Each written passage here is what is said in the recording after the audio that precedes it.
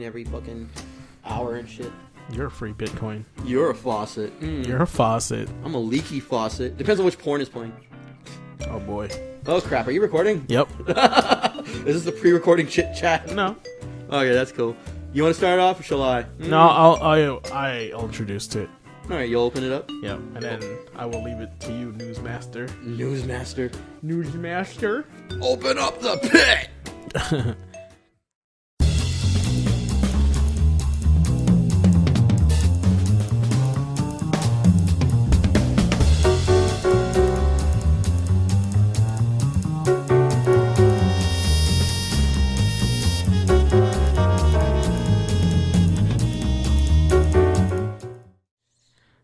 Hey guys, welcome back to another GQAzndood Gaming podcast. I am here with ThatBastard. What's up?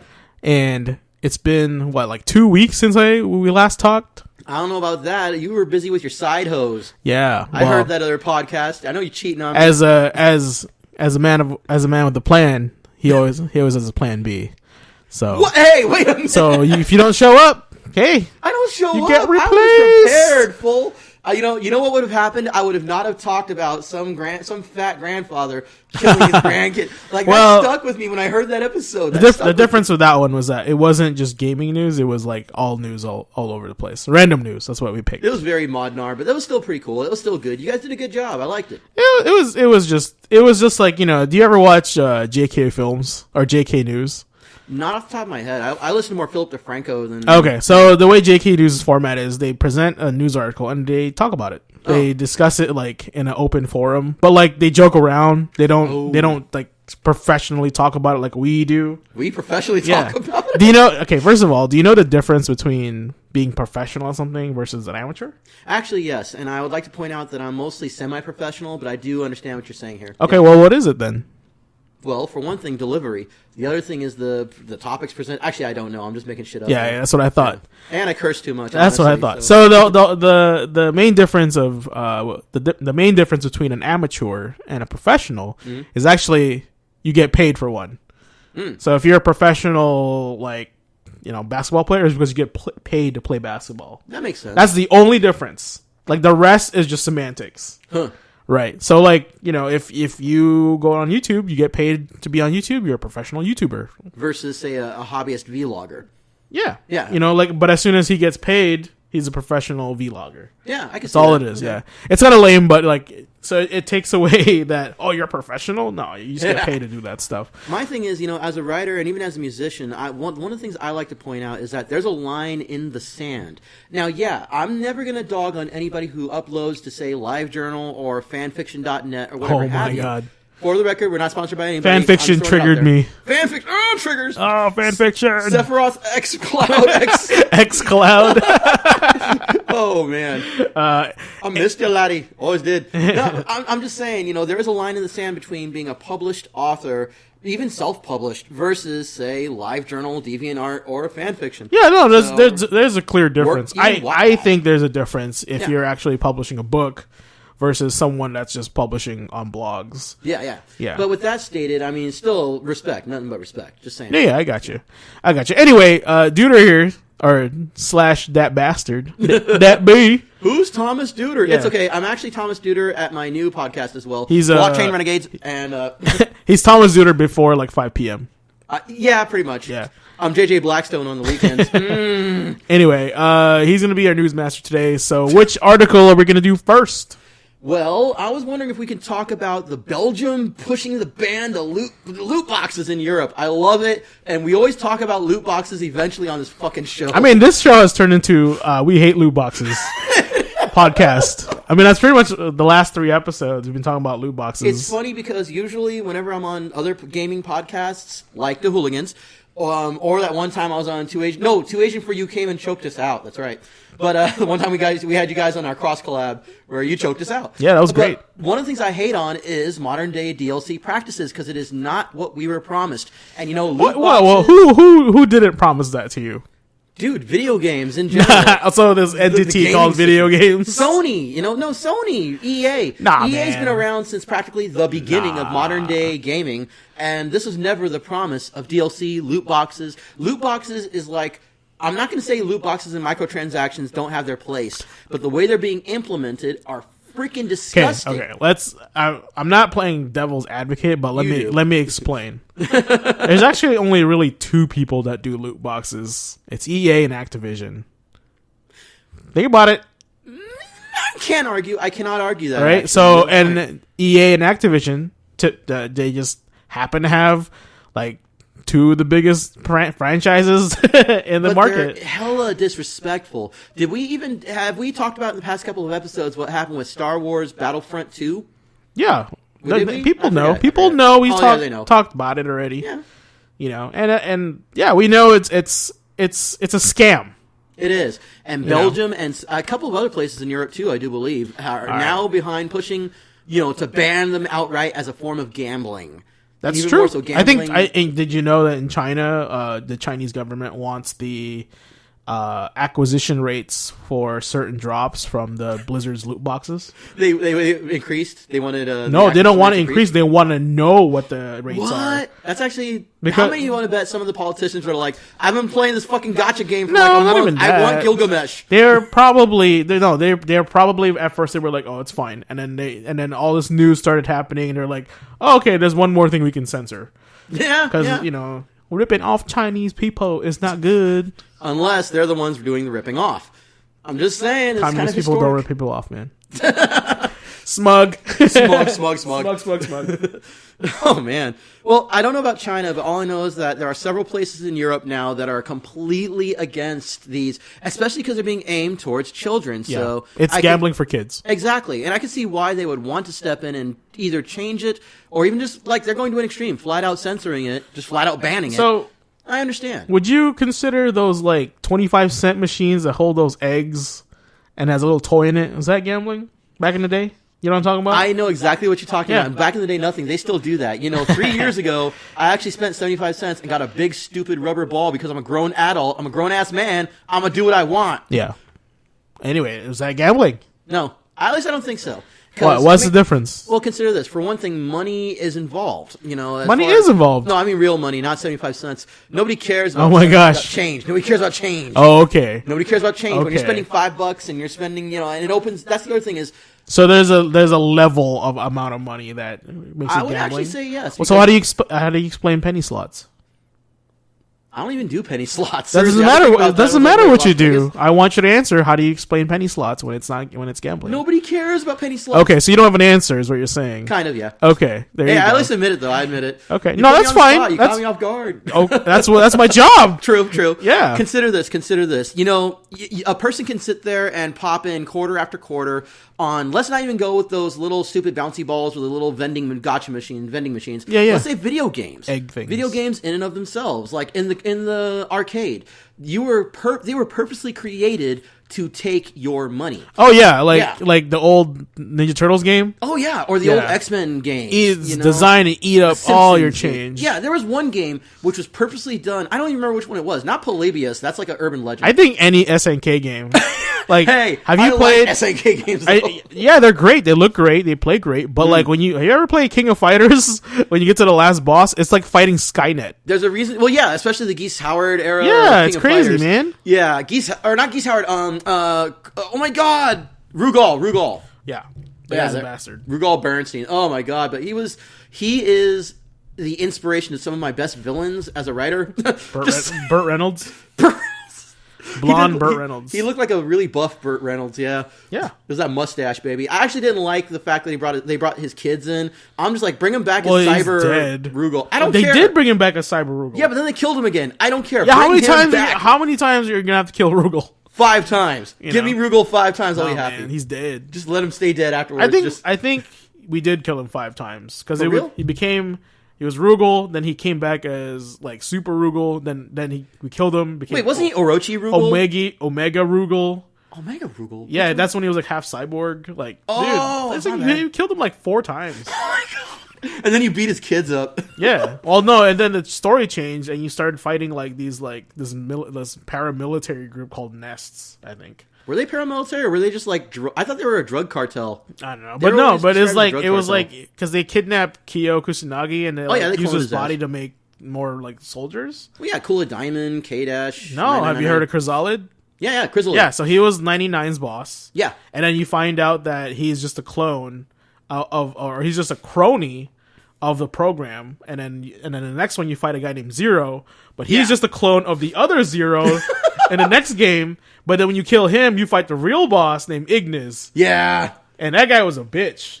It was like an SNK character fighting Magneto. Yeah. Wasn't that KOF 12 or something? Or 2000? It was KOF 2000. Yeah, that was it. No, the whole Ignis thing. I liked Ignis as a character. And Ness, you know, the storyline was all over the place. The storyline was incomprehensibly mistranslated. It was fine. No, it was fine. Well, what did you do? What was the point of Ness? Ness was, I said, a paramilitary group that wanted to take Kyo's powers and breed soldiers all like him. Because I know in one of them, they literally did create an army of Kyo clones. They did. Yeah, and that was like their thing. And then, what do you call that? The Ikari Warrior guys, Clark, Ralph, Hells yeah, by the way. and Hydern, Whip. They stopped them with the help of like Kyo. That's why Kyo has two outfits. He has Ness Kyo and the Schoolboy Kyo. Well, I've never actually seen, I don't remember the Ness Kyo outfit, but I do, of course he has the Schoolboy. You know, although he drops out. The Ness Kyo outfit is him in the white coat. Oh yeah. And he does Rekkas instead of fireballs.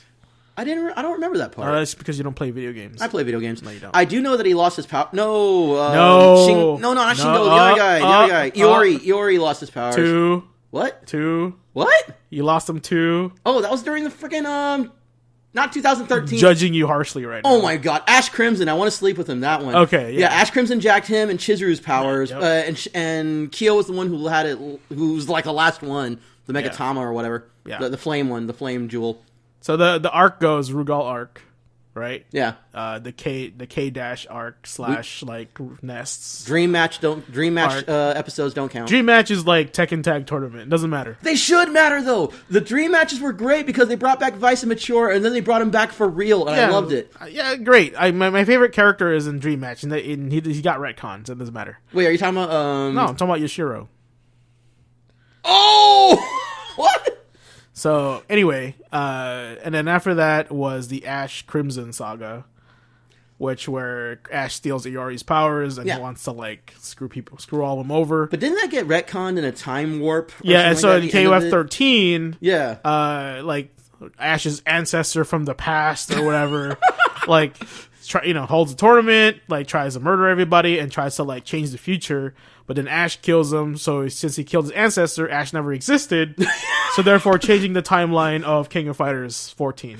Oh, snap. So, yeah. But now we're in Nest 2 since now. You're a writer, time, and we all can agree time bullshit fucks up. Well, wait. Great writing. Time bullshit, if done properly, could be a great trope Well, I to feel like time is the lamest excuse to write, though. There is something said about that. Ash Crimson himself, I really liked him as a character, and it sucked that they got rid of him. But I could have sworn didn't they bring him back in Nest 2 in the current arc? No, he's dead. Damn it. He doesn't exist. I would love. See, I would have written him out. I would have written him outside of time. Yeah. He would have been. You need to get a PS4, man. I do, but I'm broke. Crypto's treating me bad. That's why we're here. True. That's why we're here. Anyway, get my name out. Belgium pushes to ban loot boxes in Europe. Were we talking about loot boxes? Yeah. So thank God there are no KOF loot boxes. But, if EA, can you imagine if EA took over King of Fighters? You would literally have a roster of 10 characters, and you'd have to pay to unlock the rest. Oh, you mean Marvel vs. Capcom Infinite? Yeah. Pretty much, yeah. Yeah. So if you guys don't know, out there in Gamerland, Marvel vs. Capcom Infinite came out with only, like, maybe 4, at most, new characters. And then the rest were reused assets from Marvel vs. Capcom 3. And then to get the new characters that are coming out, and a total of 6 of them, they're all new, you have to get Seasons Pass. So you literally paid for like Marvel vs. Capcom 3.5 and you like your $60 purchase was like 4 DLC characters. That's exactly what it was. That's how it felt like when I bought the game.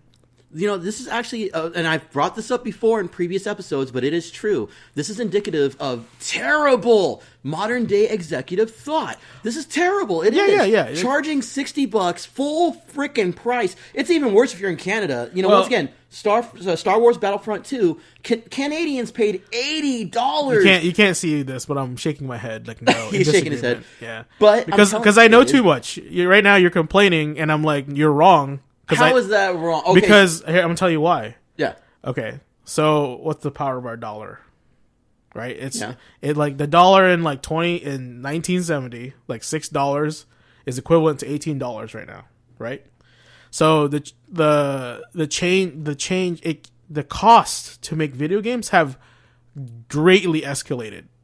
The cost, because like before it was small studios, and now it's like we got AAA, AAA. We got like cinematics, we got like audio design, and it's not like bit chip tunes. We got like orchestral, and all that. Like we don't have Foley artists anymore. We have like whole like teams doing like sound, right? So there's more money used to produce a game, but prices have never changed. So, like, this is why I'm like, I'm not for this, by the way. Oh, I know, but this is what you do. You do devil's advocate. And no, I don't do devil's advocate. I'm giving you the truth. Yeah. Yeah, you do. So explain.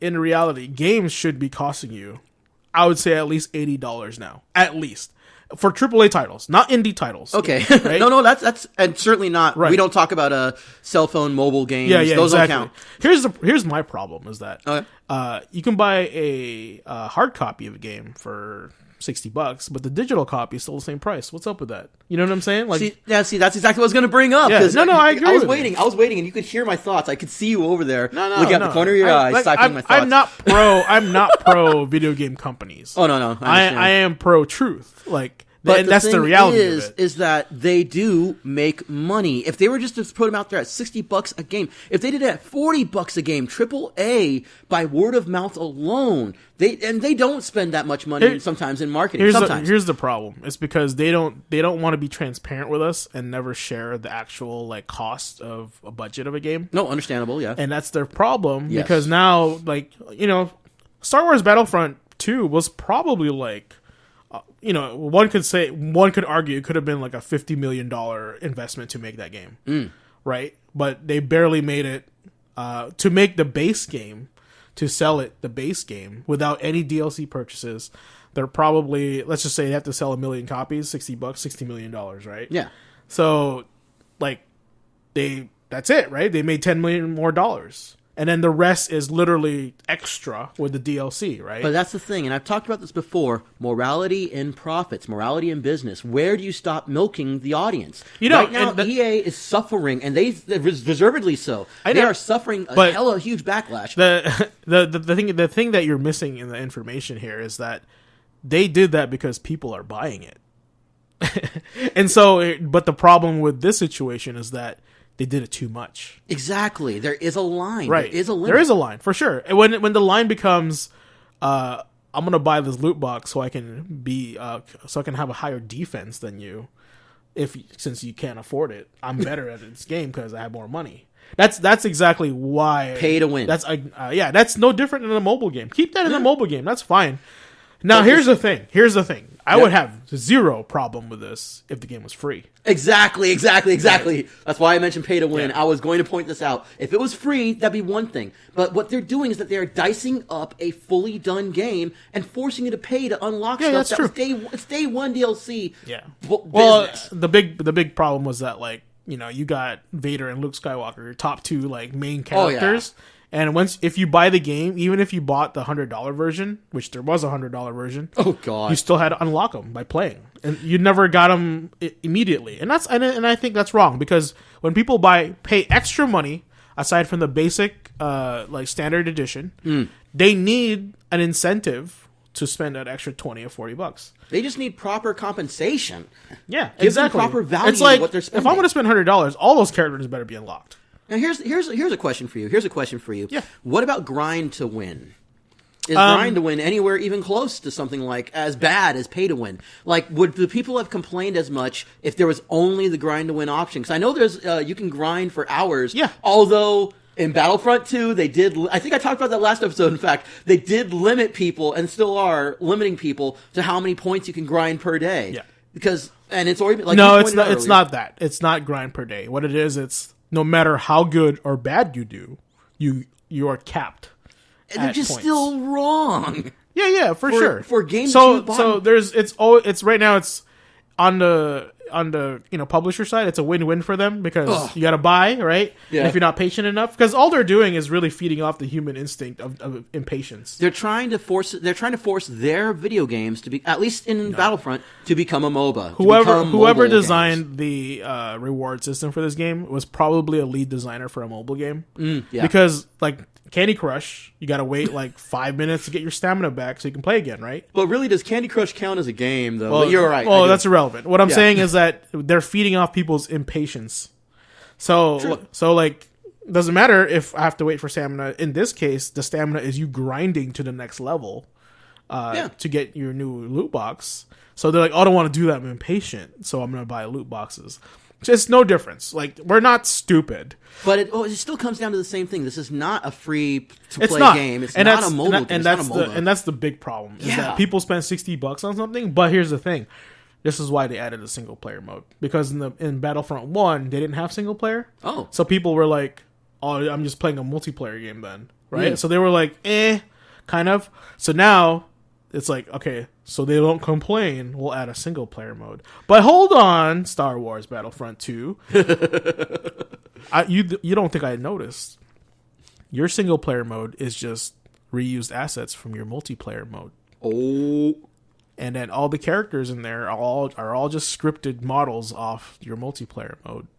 I'm not dumb, all right? And shame on you for thinking people are that stupid, because they are, But hey, you know, the ones that are not are going to call you out, and this is why this is happening. You'll hear about it, yeah. To be honest with you, EA, I hope Disney pulls the license from you guys because of your bad choices.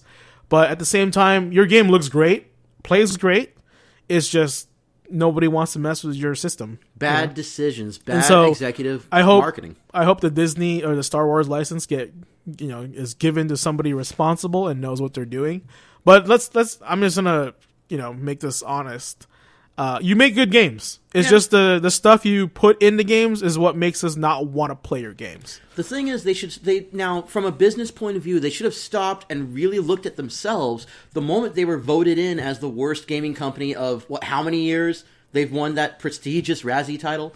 Like multiple years, they've been called out for being one of the worst developers, publishers out there, or whatever. The problem is anybody can call them whatever they want. But when so many people stop and look at shaking my head again. Why are you shaking your head? Because you guys think like you don't think like them, and True. I do. That's True. The problem.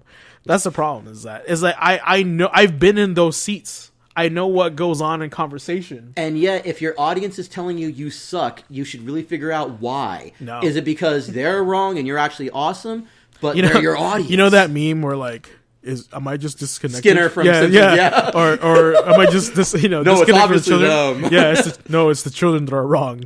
So, I feel like that's a common thing that they should have a poster of that. Yes. In the EA office.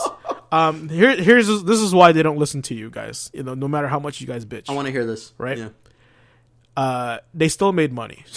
Yeah, that is true. And then that speaks louder in volumes over your bitching. To a point, if Disney pulls their license, if Disney punishes them, they will then suddenly be That's aware fine, because Disney will take their license because they don't want... Disney has to buy out their license from them, by the way. Oh. Because if EA bought it, they have to pay out the rest because they made an obligation contract. That sounds like a move that EA would do, yeah. That sounds like a good business move. Well, no, that's how it works. Yeah, no, it's good. So if EA goes, all right, Disney, we want the Star Wars license, and Disney goes, all right, it's going to be $100 million.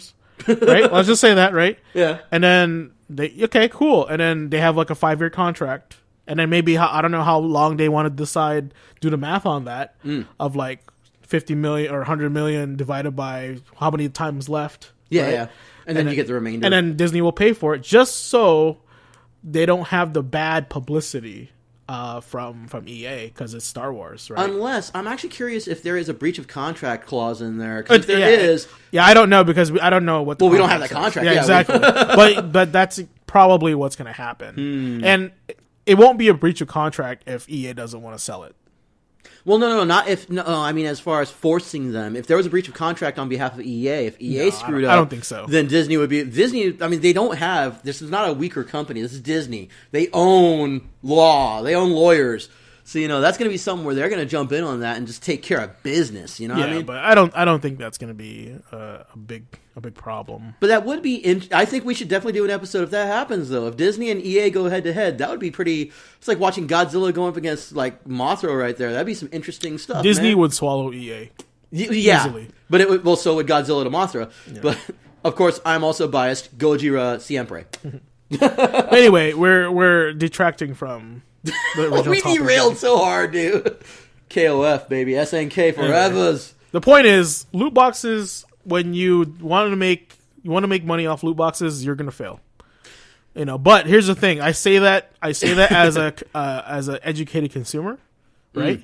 But you look at 2K's financials and, they're the numbers that show over 60% of their profits or even just their sales are from post-purchase transactions. I would like to actually point out that ever since I've been on the show messing around with y'all, you and Zeffel have actually changed my mind when it comes to loot boxes and microtransactions, which is quite possibly the most controversial statement I've said on here.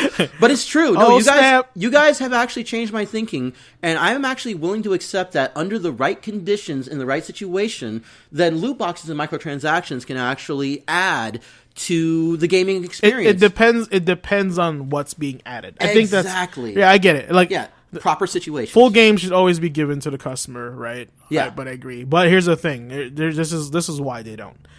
And I already talked about it in the podcast. Yeah. It's because your game is not your. If this is funny because if we paid them $60 to give us the cost of the game to us, that's exactly what we get. Not the whole game. Does that make sense? It does, but actually the argument I thought you were going to bring up was, which is something you've stated before, and that's just we don't own the games. No. We don't own the game when you buy it. That's also in that's also in the terms and conditions you don't read. Yeah. Hey, I'll admit, no, strangely enough, there's a lot of stuff we're getting ripped off from. And it's because, stuff like this where for example, we'll be playing a game and I feel like it's unjust. So since we played it, we agreed to the terms and conditions, and we can't sue them. Yeah, that's all it is. So anyway, I'm being patient tonight, but I'm about to pop off here any second. Pop off, fool. Go for it, please. Nah, man, I'm good. I'm good. Go for it. Let us hear your. I'm serene. Let us hear your passion. You know what event I pop off every year? What? It's the day after Thanksgiving. Oh, Black Friday. We're going to talk about Black Friday. All right, so take it away, Duder. Black Friday and Cyber Monday. There was, I don't know about anybody else checking out the gaming news and stuff, but there was a hella big push about the Switch. But it was also fueled quite a few by the consumers. People who bought Skyrim for the Switch especially were losing their freaking minds. So you would see that just about everywhere on Facebook or Twitter. At least I noticed this. And it's not like I have a bunch of Nintendrones on my feeds. It's just, I saw a lot of people, some who even disliked Nintendo, who bought the Switch to play Breath of the Wild, to play Skyrim, and apparently it rocks the paunch. But strangely enough, now I was keeping my eyes definitely glued on Black Friday, Cyber Monday, well, mostly Black Friday this year, admittedly, statistics, just to see what's going on. Because I was very curious, It's like, well, who's going to sell out this year? Who's going to come out swinging? Strangely enough, Sony is apparently the one who came out winning. And it wasn't just the PS4, but the the PSVR system or whatever they got. Whatever it's called, I don't even remember. PSVR. Yeah, it was like a combination of different Sony products that sold that are all PlayStation based that sold out on Black Friday. It was because their PlayStations were $250. Yeah. And technically they were $200 because places were giving further discounts. Yeah, places were giving like $50 gift cards. Jeez, so they're getting something out of that. But it doesn't really matter the cost of it. It matters how many units were moved. And right. Apparently But here's the thing. I could have sworn that the Switch was the thing that was being backed, but now I'm seeing this, and it does make me question the media itself. Are we being told the truth about this? Could it be that there's somebody? Because I'm seeing this on Rolling Stones of all things. I think it's true. Partially because I know why people would still buy a PS4. Well, I would think the Sony name would be the Sony brand name would be a strong reason why. Nah. No? So, a lot of people are like saying, oh, the Switch is kicking ass because like no one has a Switch, and they're trying to buy it once they can, right? But did you ever think to wonder, like, do all those people are actually going to play the Switch, or are they going to resell them on eBay? I would think some of them are going to scalp it, yes. Okay. So that's the same thing with PS4s. Oh. So if you bought one for $250 on Black Friday, you could resell it for $299 or maybe $280, and you still made money out of it. Because the reselling market is ridiculous since the nostalgia, the nostalgia era has showed up. The retros. Yeah, the retro. It's interesting. I don't know if we've brought this up before, but I could have sworn I have talked about this recently or read articles about it recently, about the scalpers, about... in fact, no, yeah, I was watching some stuff on YouTube. And the reselling is kind of out there. It's too crazy. It's out of control. And if you're a person that will pay $200 for a Super Nintendo Classic, you're the reason why everybody has to pay for that. Yeah. So that's my opinion on that. Now it's my turn to play devil's advocate for once. But isn't it just open capitalism? Isn't it just natural open markets? There's no devil's advocate here. I agree with you. Yeah. I mean, but that's the thing. I kind of disagree, but I both agree and disagree. It's not illegal. It's just morally wrong. Exactly. It sucks. And that's why we have laws, because when the morally wrong starts affecting the whole, that's when they start putting laws out. So, to counter this, we all know the NES Classic was super rare. Yeah. I have one. And I bought it at a regular price. I love that drop. Just, I have one. And I bought it at a regular price because I'm not an idiot. And the Super Nintendo Classic was promised to be like, all right, we're going to make like triple the amount of these versus the NES Classic because like of what happened last time. And there are still people, it's still pretty hard to get. It's not super hard to get. You just have to be lucky. But people are still scalping them on the internet because they know someone is impatient and does not want to like wait in line or like try to hunt it down. They just want to. It's for convenience. But Nintendo also has a history of shorting themselves. I'm just saying. I mean, this has happened before. So Do you know why they short themselves? Increase value through scarcity. No, what? They're cheap. They're cheap. You think that's a joke, but it's. I do think. Look, at least chuckling. I just my response. They're cheap because they're a Japanese conservative company. Nintendo of America has no say in anything. By the way, if Reggie was like, it's like, who's the CEO right now for Nintendo? I don't know. The only Japanese name I remember is Daisuke Iwatari. It's because I was talking about Guilty Gear recently. Well, the guy that I knew, Satoru Iwata, died. So. Oh yeah. Please understand. Anyway, Reggie has no say in what goes on. Right? So the problem is in Japan, the Japanese market just started doing DLC for Nintendo. What?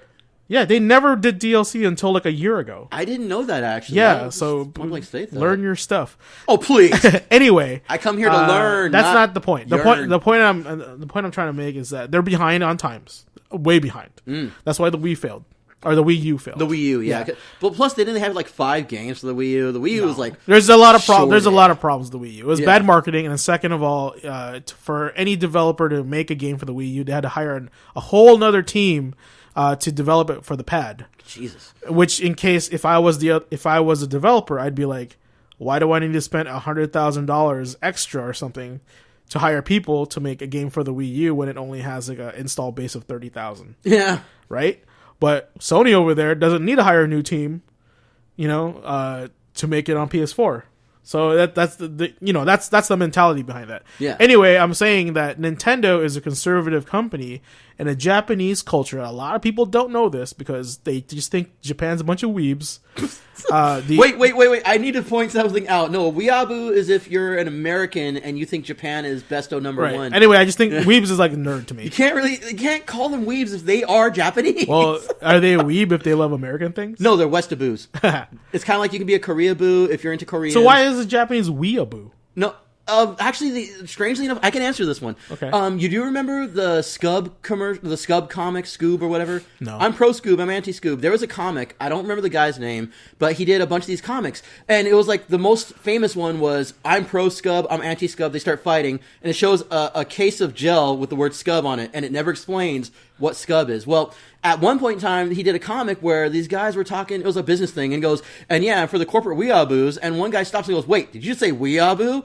And then it shows everybody in the room lining up to spank him saying, weeaboo, chanting it. So the thing is that 4chan, which you didn't hear me say that on the show, appropriated that. I'll use that term for this. I'll use that term. No, it's true. They straight jacked the term and just put it towards 4chan started it. Yes, okay. 4chan started it. That's all I needed to hear. Okay. So that means the word is irrelevant. It's relevant. Wait a minute. I will defend 4chan to a point. Nah, man. Anyway, I won't defend 4chan now. Anyway, what I'm saying is that Japan is a super conservative company. Nintendo is a super conservative Japanese company, and one of the main conservative ideologies in Japan is to not waste. True. So, with that said, why do you think all their stuff is very limited? Which makes sense. Because they do not waste. And they've been doing that since the beginning of the Nintendo era. Super Nintendo was hard to get to when it first came out. True. 64 was hard to get to at first because everybody wanted it. And then the GameCube was limited at first. And then people realized they didn't want it. And and the same thing with the Wii. The Wii U had a good start. And then people didn't know what the hell it was. They thought it was a handheld. So it stayed that way because of the bad marketing. Now, same thing with the Switch. If anything, they're all profits right now because none of their consoles have not sold. You know what I'm saying? So they're smart, and that's why they're super profitable. One, they don't waste, and people just think they're inflating or they're driving an artificial market. No. Yeah, the scarcity, the value. That's a Western way of thinking. But I do dig what you're saying, and even more so, it's just one of those things where by waiting and seeing what they're literally playing a game of wait and see what the demand is, so they'll do a shorted supply, which does sound very conservative. So in a way, they're winning regardless, rather than hedging their bets and going, let's just do 10 million. So the people that are saying that they're driving an artificial supply or need for it is because they think like a Westerner. I can accept this actually. Yeah. So it's like I know my business.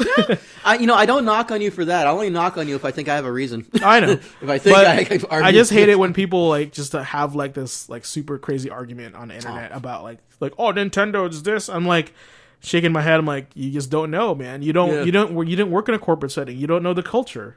But I think we can both agree that there is one thing that we can always agree about, and that's Capcom sucks for the most part. You know what? They're okay because they just announced Devil May Cry 5.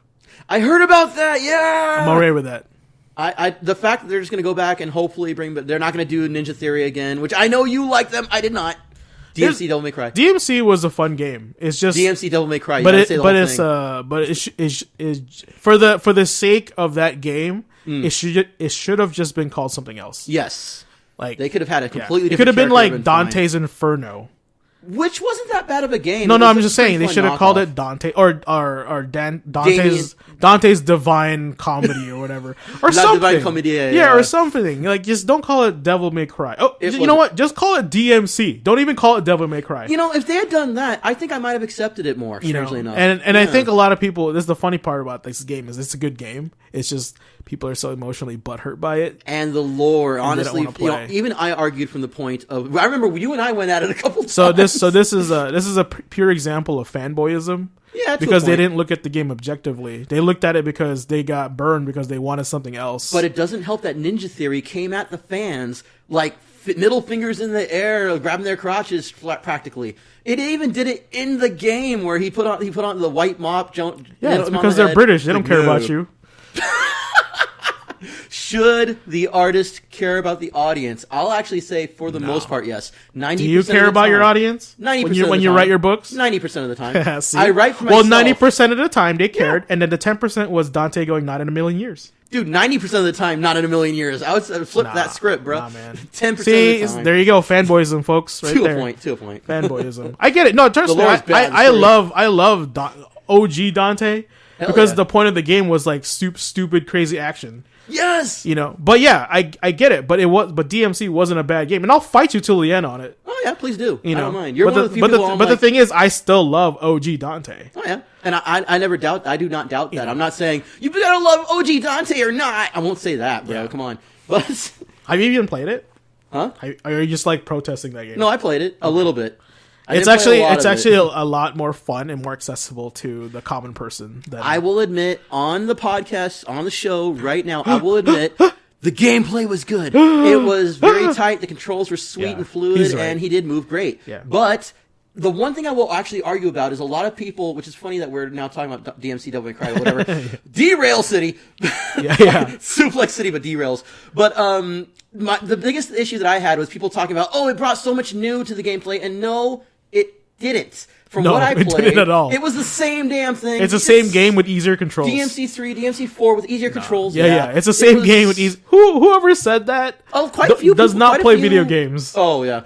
So I'm just saying, like, I got to a point where I'm like, this is just God of War with like a Greek skin or a Chinese skin. But never forget that God of War is just Devil May Cry, but with a Greek skin. Exactly. Yeah. And it's if anybody ever goes, oh man, this game's so unique, I'm like, no, you just don't play enough games. Like, for example, everyone thinks the new God of War is like revolutionary, right? Yes, to the series. Yeah. But it's called The Last of Us with Kratos. The Last of Us with Kratos. Yeah, think about it. Well, he doesn't even have the freaking the girl, the glaives, the chain glaives. Well, no, look at okay. First of all, it's an over-the-shoulder game, and he has to babysit a kid, which is just The Last of Us, and the kid is kind of like pointless. So it's no different than The Last of Us because Ellie really didn't do much in the game, and you had to defend her. So it's just The Last of Us, and I know exactly why they did that. Because The Last of Us sold like hotcakes. Yeah. Yes. And Sony goes, we need to make another game like this, but make it with another character we know about. What if we did Kratos and gave him a beard? Yeah. Yeah, exactly. You know, if anything, they should have made Uncharted or God of War like 5 like Uncharted. Oh, because I was gonna say like Drake's Fortune. I got like 3 of those games. You know, because like the scale of Uncharted is really good. So they should have made it more like that because it's more of an action game. But once again, which one's more relevant? Which one's more modern right now? Uncharted. Uncharted 4 is amazing. Yeah, but compared to like The Last of Us, which one sold better? Like, which one's the most? Uncharted has more games in its belt. Well, Well, that's true. Yeah. But Last of Us is like is a gaming masterpiece, and it's from the same company, which is funny. Yeah. You know. But anyway, that's irrelevant. We're just derailing again. Derail. That's how we do. We should call it Derail the Derail Cast. Derail Cast. D City podcast. D City. So PS4 sold a bunch of consoles in Black Friday. They did well. They did well this year. How did the Xbox One do? I don't know. You don't care. I don't care. I was just looking for who was claiming and who was being proclaimed as the one that had their hands up. Mostly from a media point of view. I wanted to see what the media said. Not even consumer reviews this time. And the media, like I said, Rolling Stones of all people, who I forgot they had a video game department.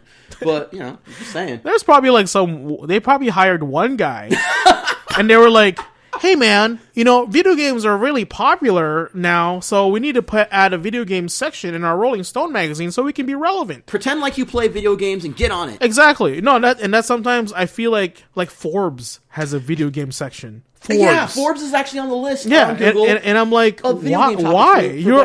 All you do is talk about money and money. But there is wait. I would actually counter that there is money in video games. No, but it's like how to make money. Oh yeah. So the thing is, there is no money in video games. There isn't. I worked in an independent video game store as a retail manager. You have presented this, and dude, there is no money in video games. All right, heads up right now. I'm gonna shock your world, nerds. Destroy their dreams. If you want to make money, don't do video games. You want to make money, do something real. You know, like be a YouTuber.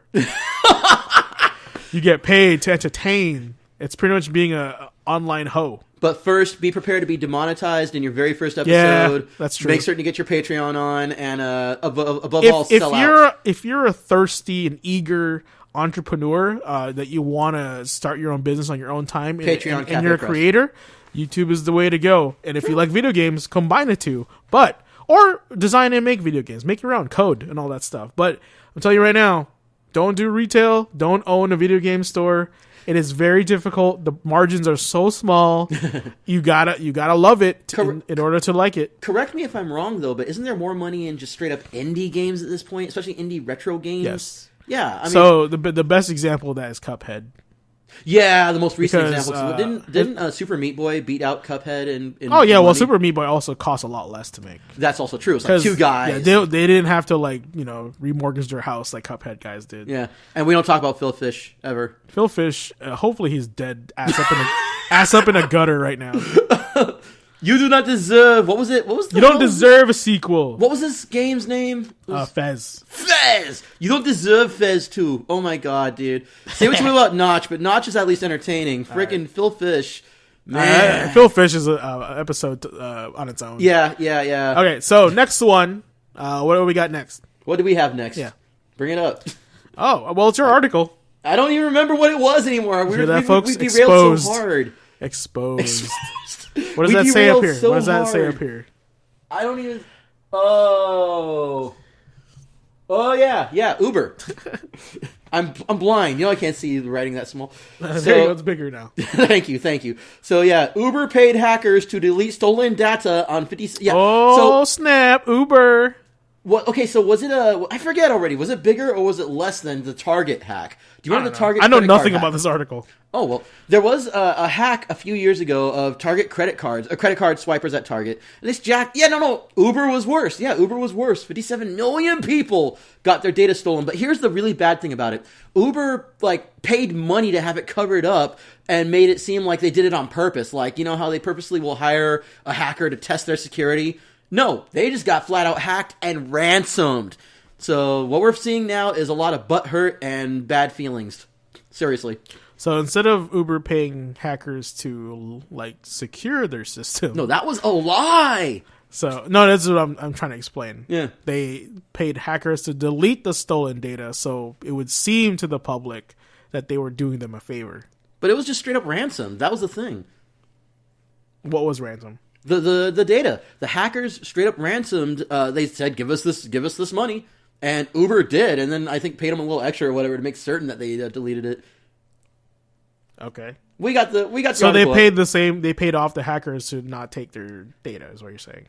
No, they paid off the hackers to make it to literally shush money. Okay. Check the article. It's in the article. It's your article. It's okay. We have the article in the description box down below. Oh, you mean I'm going to put it in the description box? Of course you're going to. Okay. You're the editor guy. Yeah. That's With your true, dragon 'cause pad I'm and the your only one that uses your Yeti. I'm only a useful one here. Don't get me started. We'll go racism if you want. Yeah, let's go. Let's do it. Let's go. Let's do it. Black and yellow. Black and yellow. Bumblebee. Black and yellow. Black and yellow. Black All and right. yellow. So, already did that one. Yeah, That's two articles, the same one. probably. Anyway, It's been an interesting time this past couple of weeks with everything that's been going on with politics, cryptocurrency. yeah. What's up with Paul? You're the politics guy. Normally, yeah, but honestly, I've been more Right focused on now, yeah. crypto. Right now, you're obsessed with crypto. I am and I obsessed can't with wait crypto. for it to tank so you can stop obsessing about it. That's the type of guy I am. I want it to fail so you can shut up. Yeah, exactly. You know, it's kind of like one of my favorite sayings is, I hope they legalize marijuana so stoners will never have anything to talk about again. Yeah, it's true, and I don't hear I don't hear stoners talk about it. Actually, no. There's still stoners talking about it. They're in places where it's not legalized. They just normalize it now. Yeah, the legalized places, they're all like, yeah, I told you. Yeah, I told Yeah. you. Hey, Colorado's making money, though, from that mess. I'm just saying. Like, no spin, just truth. Colorado is making buku bucks. So is California. Washington should be, but you don't hear about anything. Ever since it's been legalized, we don't hear anything about it anymore, so nobody cares.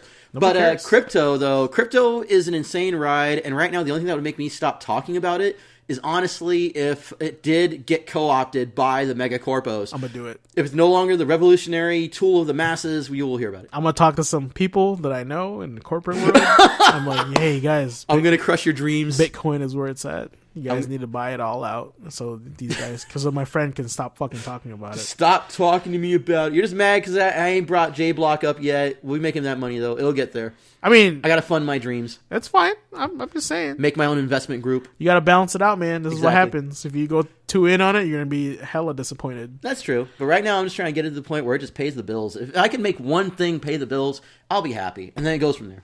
If it's too good to be true, it's probably too good to be true. It's always too good to be true, though. All I'm Work saying. is too good to be true at this point.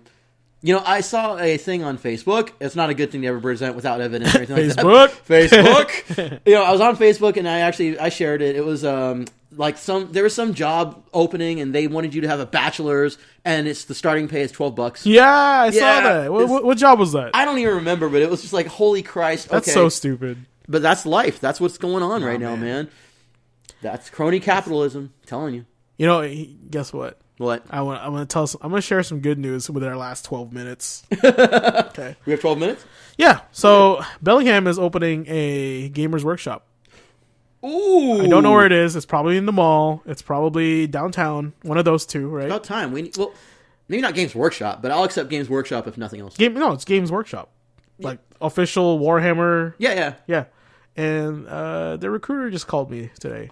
What? So they're like, hey, we saw your resume, saw your cover letter. I think we want to talk to you. Did you submit it, or did they find you on like Monster or something? I submitted. Oh, okay. I actually found it through a website, and I went on their corporate website and I signed up. And I have like over 8 years experience retail management, and then also I worked at a game store. Yeah. And I'm super charming and handsome. So a lot of that. One of those is a lie. No. And your charm sucks. They messaged me today and they were like, "Hey, we want to talk to you about it." And I was like, "Cool, I'm gonna sell some Warhammer swag." So now you can sell new codexes every year. Yeah, man. Only if I can dress like a Space Marine.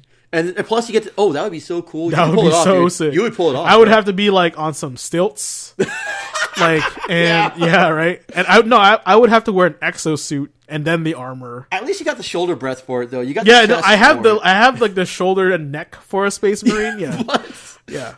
I would pull off an Angry Marine. And I want to be an Inquisitor. If Angry Marines were canon, I would pull it off. Yeah. I'm just saying. So which is your favorite Space Marine? See, the moment I was thinking about Angry Marines, I'm like Colonel Badassius, or Commissar Badassius. Commissar Badassius. No, actually, when it comes to Warhammer, my favorite thing, believe it or not, is the 13th Legion. I loved those books. Yeah. So Dan Abnett which Marines were they? I don't fucking... No. They were the penal colonies. So they were suicide. They were the suicide guys. They were basically the Dirty Dozen, but in space, and it was great. Like, seriously. Okay. I don't know that book. Or do you mean like specific Angry Marines? Oh, shit. You can see where I'm stuck on. Well, they're all angry. My favorite... favorite Space Marine... You can't be a Space Marine if you're not angry. My favorite Space Marine is the Emperor, and so should it be for you. Well, every Space Marine is the Emperor. Do you not know that? No, wait a minute. That's heresy. Oh my gosh. That's heresy. No. I know they're clones of him, but that's different. No, that's not the same thing. Not. No, it's Why not. are there clones? Man, get your nerd right. Oh, please. Get your nerd right. I'm going to have to You double can't check even this tell shit. me one faction of Space Marines. Oh, that's what you mean. Not the Wolf ones, not the Wolf and Jean ones. No, oh my god, not Ultramarines, because screw Ultramarines. Well, they're like the Boy Scouts. Exactly. Screw the... Plus, I actually, one of my favorite YouTubers, Brother Alphasaba, he does this great series called If the Emperor Had a Text-to-Talk program or whatever. It's good stuff. No, dude. They affix the Emperor with a text-to-speech program, and it is the most hilarious shit I've ever seen. It's because of that I hate Ultramarines now. Like, just the Ultramarines are Boy Scouts, yeah. They are Boy Scouts. But I'm thinking, oh my god, there's those ones that are like fucking nuts. They only show up to kill things. Death Angels? I think so. Yeah. Slaying with my kid! Mine are the Inquisitors. Of course. You'd already mentioned the Inquisitors. So. Yeah. You know what they do? They pretty much kill everyone else. That's part of the... No, you're just... Stop with your blanketed statements. I could have sworn that's what they were doing. All right? That's offensive. Offensive to these nerd ears. Oh my god. Okay. You don't know the specifics of the Inquisitors? Yeah. Do you not know each... Well, actually... It's the Inquisitors. What they do is they take, and I'm probably wrong. Some like super Warhammer nerd is like, you're wrong too. Well, actually, tips Fedora. No, it's they take like the chaos that's like the darkness of that universe. So it's called chaos, right? Wait, are you talking about warp? Are you talking about the warp? No, because there's actually called Chaos Marines, which they embrace. Yeah. They embrace the chaos. Yeah. Right. So they take the chaos and they weaponize it. So they're like the weird scientists that wanna use like, because they still fight for the Emperor, and they're like paired up with the Ultramarines, right? Yeah. So like for example, like the Ultramarines like show signs of chaos, like they're kind of crazy. Yeah. They'll like jail them. Jail them? I thought they would just shoot them. No. Well, I guess it depends on what level, right? Yeah. So, but like the Inquisitors, they use like the chaos and like chaos. Yeah, and they're kind of like the, I would say the Praetorians in a way in Rome, right? where they're like, because they're the legionaries, which is like your basic ones, but the praetorians are like above them. Yeah, generals. And they watch over the legionaries. And in this case, the ultramarines are the legionaries. I guess just my exposure to Warhammer 40K Grimdark is just the whole, there's like always, I thought it was the Inquisitors that were the ones that were constantly patrolling for to see if anybody's falling for heresy and then shoot them. One. That's the one. Oh, that is them. That's the one. But the side part of that is like they use chaos. They use that heresy to weaponize. It's, actually, I would be in trouble because I remember more about the Chaos Gods than I do about the Inquisitors. So yeah, it's like, but to the Inquisitors is like, Corn! Oh, you smoke a cigarette? Heresy. Yeah, like that's the only problem I have with them. They're a little bit too the extreme. fact that they use I guess let's call it the evil, and then they weaponize it to for the benefit of of the emperor or whatever, which is hypocritical madness, but that's kind of the point of the human imperium anyway. Yeah. So yeah, I mean.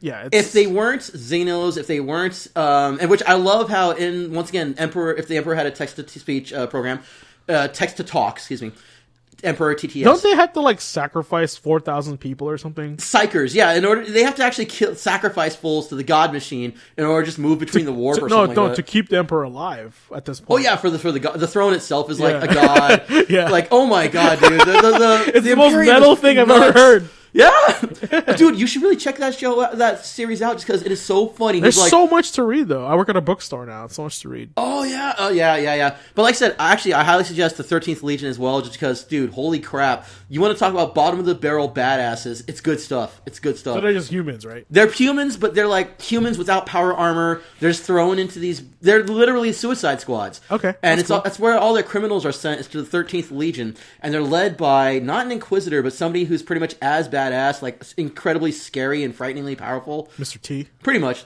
Well, no, this guy's even worse. He'll quietly walk in, torture somebody to the point where even badasses run screaming and puking. This is bad.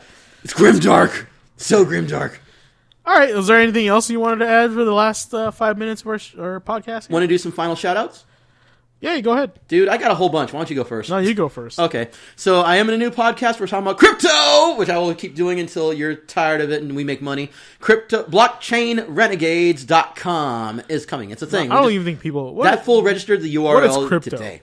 Cryptocurrencies, Bitcoin, digital currencies that, trust me, as of right now, people are hearing about Bitcoin at least. So yeah, and we talk about that. We talk about investment strategies, and I would love to have you on the show sometime because you're an investor, entrepreneurial type. I'm a businessman. You're a businessman. As you can tell from the people listening, I know the in and outs of the corporate mindset. And you might find it interesting and present your own viewpoints on crypto and investment and business strategies. So that's why I'd love to have you on the show sometime, and also to yell at you there. So. Oh, I know more than you in this show. Welcome to GK. I'm just going to wait until you co-op the whole damn thing. Well, this is GQAzndood podcast now. Crypto Asian dude. Blockchain. Crypto Asian dude. Wow. So. I was going to hijack your show. So, blockchainrenegades.com, anubisunit.com, thepenismysword.com. You will know me by the damage I have come to do. Delicious. Sweet. Yep. Man of many talents. Man of many faces. Oh my god, I have so many names now. Yeah. Seriously, dude. Not much over here on my end. You guys are already watching on my channel. It's GQAzndood Gaming. I got a few. I have a style manual on Tumblr, GQAzndood.tumblr.com. Yeet. If you're interested in men's fashion, lifestyle, suits, dating advice, all that stuff, that's all on there. I also have a gaming blog, GQAzngaming.tumblr.com. And that's where I post up news articles and stuff happening on the internet about games. Let's you share this show there. Yeah, I share this on the podcast podcast there, so you can check out all the other stuff. Find me on Twitter at GQAzndood. I don't have an Instagram because I don't have a smartphone because I'm an old man. An old 36-year-old man. Old dirty bastard. Yeah, ODB. ODGQ. Maybe ODGQA. Yeah, GQDB. Jeez. Okay, there's too many acronyms. There's too many letters in this acronym. It's starting to get too big. And I think that's it. This is my YouTube channel. I've been streaming Final Fantasy Brave Exvius every day. I actually accidentally clicked on one of those videos, and it wasn't that bad. It was pretty cool. Yeah. It's just a quick, maybe 15 to 20 minute video. about me summoning a different character every day. It's really fun. I think we're talking about loot boxes and RNG. So Gotcha. This, Oh my God, this gotcha game games. is free. And that's the why I like it. If I have to pay every time to get a new character, then that's different. Yeah, but gacha games are an issue of their own. Technically, they are. It is like loot boxes, but that's like a whole episode we can devote to gacha games. Right. Seriously. But anyway, it's a fun little game because it caters to the Final Fantasy nerd in all of us. Does it have Gilgamesh in it? Yes, it does actually. Oh crap! For real? I was joking. The Final Fantasy Gilgamesh. Oh yeah. Oh god. No, see, what kind of nerd are you? I'm more about. Well, I was just thinking because I was thinking actually of Fate Grand Order. I know. Yeah, in fact, I just shared that image today of Saber, and then both Gilgamesh is behind her for support, and they're both doing the laugh behind her. Yeah, it's great, great stuff. That's pretty much it. I post up Dead by Daylight videos on Tuesday. I might do a Thursday upload as well. For now, we'll see. Now those I have been watching just because you and your friends are hilarious on that shit. Yeah. Dead by Daylight. It's a fun game. I know. You should get a PS4, man. I need to get a PS4. I just need to get updated, but first things first, crypto. Yeah. Get the crypto so you can get the PS4. Get that money. Gotta get paid. Funny story, for the longest time, I honestly did confuse your style blog with your gaming blog, and I didn't realize there were two different blogs. Yeah, actually, I'm considering making a separate channel just called GQAzndood's Black Book. GQAzndood Black. Yeah. I mean, I'll call it that too.